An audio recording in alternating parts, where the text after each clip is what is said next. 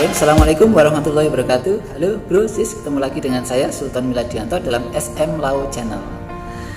Terima kasih ya bro sis ya yang masih setia melihat video-video saya.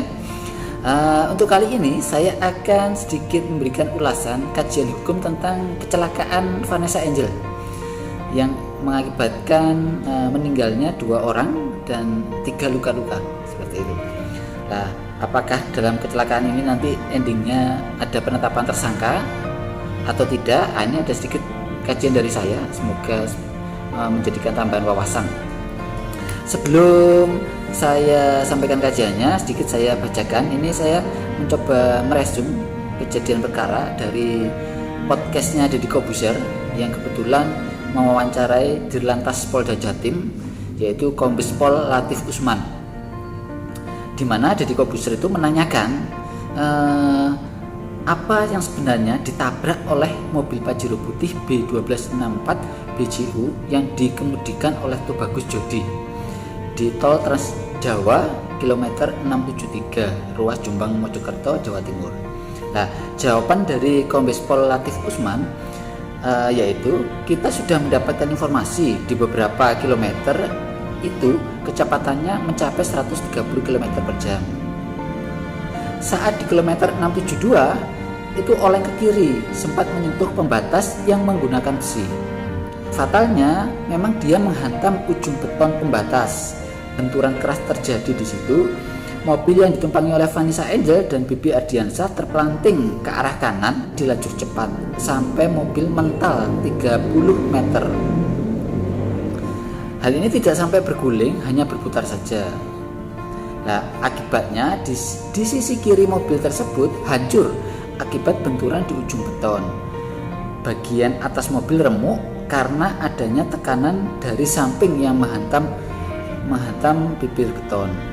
Nah, menurut Kombes Pol Latif Usman, di awal dia sudah sedikit menjelaskan bahwasanya kemungkinan kecepatan dari mobil tersebut itu lebih dari 100 km per jam. Nah, seperti itu. Nah, itu sedikit kronologisnya. Nah, kita lanjut kajian hukumnya seperti apa. Katanya dengan kecelakaan lalu lintas, kebetulan di Indonesia sudah ada peraturan perundangannya, yaitu Undang-Undang Nomor 22 Tahun 2009 tentang lalu lintas dan angkutan jalan. Di mana di Undang-Undang Nomor 22 Tahun 2009 tentang lalu lintas dan angkutan jalan ini sudah mengatur kaitannya dengan ketika ada kecelakaan dan itu mengakibatkan matinya seseorang, itu apakah nanti ada yang bisa ditetapkan sebagai orang yang bersalah sehingga disebut sebagai tersangka seperti itu. Melihat dari kronologis ini, tanggung jawab dalam proses menyupir itu adalah tanggung jawab ada di sopir, sehingga yang perlu untuk dimintai keterangan lebih dahulu itu adalah si sopir. Apakah si sopir ini sudah mengendari kendaraan itu dengan baik dan normal seperti itu ataukah tidak. Nah, dari kronologis tadi kita coba ambil satu poin lebih dulu untuk kita kaji kaitannya dengan kecepatan di jalan tol. Batas maksimum kecepatan di jalan tol itu berapa sih, atau minimalnya itu berapa sih seperti itu.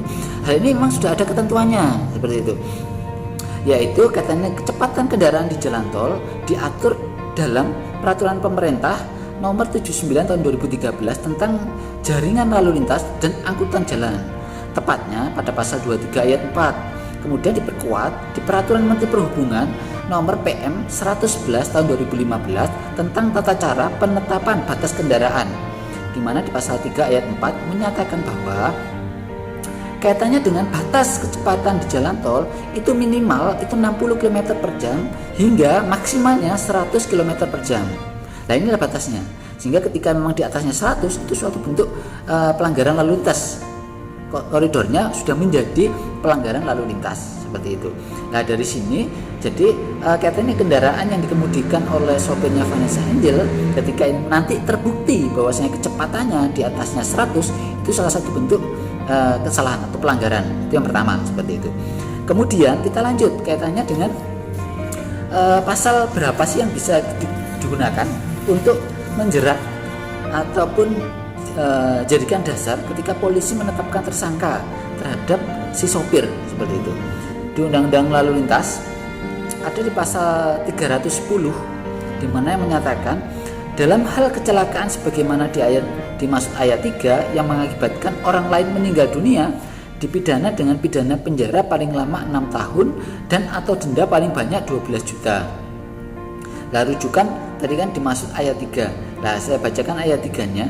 Di ayat 3 pasal 310, setiap orang yang mengemudikan kendaraan bermotor yang karenanya kelalaiannya dan penekanannya kelalaiannya mengakibatkan kecelakaan lalu lintas, seperti menyambung di ayat 4-nya, dengan ancaman pidana 6 tahun penjara dan atau denda 12 juta rupiah, seperti itu.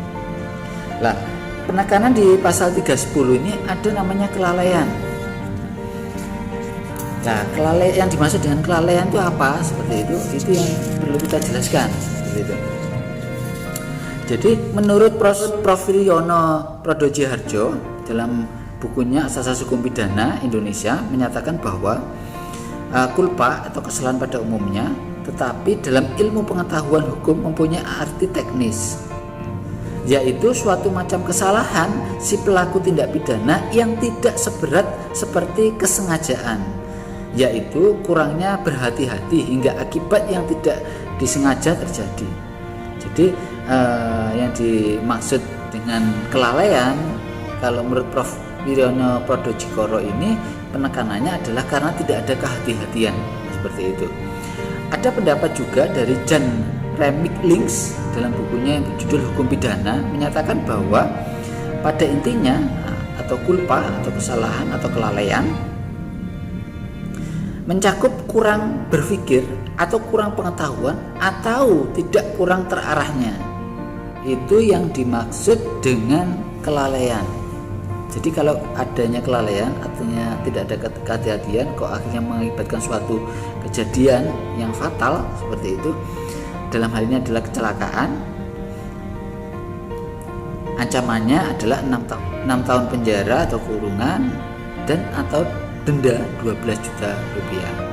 Kemudian untuk lebih lanjut juga diatur di pasal 311 ayat 5 Undang-Undang tentang Lalu Lintas dan Angkutan Jalan, di mana di ayat 5-nya menyatakan seperti ini: dalam hal perbuatan sebagaimana dimaksud ayat 4 mengakibatkan orang lain meninggal dunia, pelaku dipidana dengan pidana penjara paling lama 12 tahun penjara dan denda paling banyak 24 juta.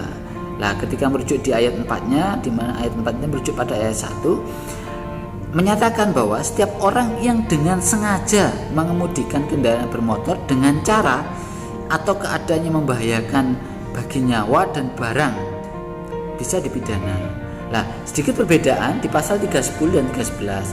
Kalau 310 itu adalah karena ada kelalaian, kalau 311 itu karena ada kesengajaan. Penekanannya seperti itu. Nah, dari kalau kelalaian tadi ancaman hukumannya hanya maksimal 6 tahun dan dendanya 12 juta maksimalnya. Tapi kalau sengaja itu ancaman hukumannya adalah maksimal 12 tahun dan dendanya maksimal 24 juta, seperti itu. Nah, itu perbedaannya. Nah, dari aturan ini nanti hakim akan melihat apakah si sopir ini dikategorikan sebagai lalai, tidak sengaja tapi mengakibatkan matinya orang, atau sengaja, seperti itu. Ketika sengaja otomatis hukumannya akan lebih berat. Nah, berdasarkan kronologis itu, pertama bisa disimpulkan kesimpulan awal, ketika di atas 100 km per jam itu bisa dikategorikan menurut saya pribadi adalah sudah ada kesengajaan dengan memacu kendaraan itu lebih di atasnya 100 km per jam.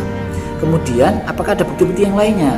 Nah, berdasarkan informasi yang kemudian yang hanya sekedar isu Mas Yan, seperti itu, bahwasanya si sopir pernah memposting dalam perjalanan itu dalam story-nya mencapai kecepatan di atas itu 130, seperti itu, di atasnya 100. Nah, itu kedua. Terus yang ketiga, apakah si sopir ketika mengendarai itu juga berkonsentrasi atau juga melakukan kegiatan-kegiatan di luar menyopir, misalnya permainan ponsel atau tidak. Kalau ini ada kesengajaan untuk bermain ponsel kemudian membuat story kemudian kok kecepatannya di atasnya 100, wah ini mungkin bisa jadi kategorinya adalah kategori di pasal 311, dia sengaja seperti itu, akhirnya mengakibatkan kematian orang seperti itu. Nah, di luar undang-undang lalu lintas dan angkutan jalan, sebenarnya di KUHP juga ada mengatur tentang kelalaian atau kealpaan seperti itu. Tepatnya di pasal 359 Kitab Undang-Undang Hukum Pidana, di mana mengatur bahwa barang siapa karena kesalahannya atau kealpaannya menyebabkan orang lain mati, diancam dengan pidana penjara paling lama 5 tahun dan atau kurungan paling lama 1 tahun. Nah, ini di KUHP. Nah, saya juga pernah membaca beberapa putusan itu, perkara lalu lintas itu ada yang menggunakan undang-undang lalu lintas, tapi juga ada yang pernah menggunakan KUHP ketika memutusnya itu seperti itu. Nah, itulah sedikit kajian kecelakaan dari Vanessa Angel ya. Semoga Vanessa Angel dan si suami itu bisa mendapatkan tempat yang terbaik. Kemudian dalam perkara ini jika layak ada yang mendapatkan hukuman atau dihukum karena kelalaiannya atau kealpaannya, ya sewajarnya mendapatkan hukuman seperti itu. Nah, itu sedikit kajian hukum tentang kecelakaan Vanessa Angel. Mungkin kalau misalnya ada pertanyaan atau sharing atau bahkan mungkin ada masukan, bisa tulis di kolom komentar. Saya ucapkan terima kasih ketika ada masukannya, ketika ada hal yang bertanyakan nanti akan coba saya jawab. Itu ya bro, sis, sedikit kupasan dari saya, semoga bermanfaat. Pesan saya ketika berkendara baik itu di jalan tol maupun jalan umum, lebih baik menggunakan kecepatan yang wajar, seperti itu. Dari saya, sampai jumpa, ketemu lagi di dalam video-video yang lainnya. Assalamualaikum warahmatullahi wabarakatuh. Ciao.